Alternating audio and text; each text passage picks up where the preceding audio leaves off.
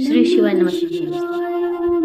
पंडित जी एक बहुत ही अच्छी बात बता रहे हैं कि अगर हम लोग कोई भी व्रत करते हैं, सावन अब एक बात पशुपति ध्यान रखेंगे, कोई भी व्रत करते हैं, शिव जी का पूरा नहीं होता जब पशुपति व्रत करा, सोमवार का व्रत करा, प्रदोष का व्रत करा, सावन के सोमवार करे, उसके बाद भी भोलेनाथ जी नहीं सुने तो ये मत सोचना कि मैं भोलेनाथ जी का पशुपति व्रत नहीं करूंगी, अब मैं सावन के व्रत नहीं करूंगी, अब मैं भगवान की पूजन नहीं करूंगी, अब मैं शंकर जी के मंदिर में जाकर एक लोटा जल नहीं चढ़ाऊंगी। ये कभी मत सोचना, और जरूर सुनते हैं और सुनेंगे। चलिए सुनते हैं। बल्कि ये सोचना क्या कह रहे हैं। कि मैंने जो आराधना करी, मैंने जो पूजन करी, मैंने जो व्रत करा, मैंने जो तप साधना करी, हो सकता है उसमें कोई कमी रह गई हो, इसलिए दूसरी बार करूंगी तब मेरा महादेव मेरी मनोरथ पूर्ण जरूर करेगा।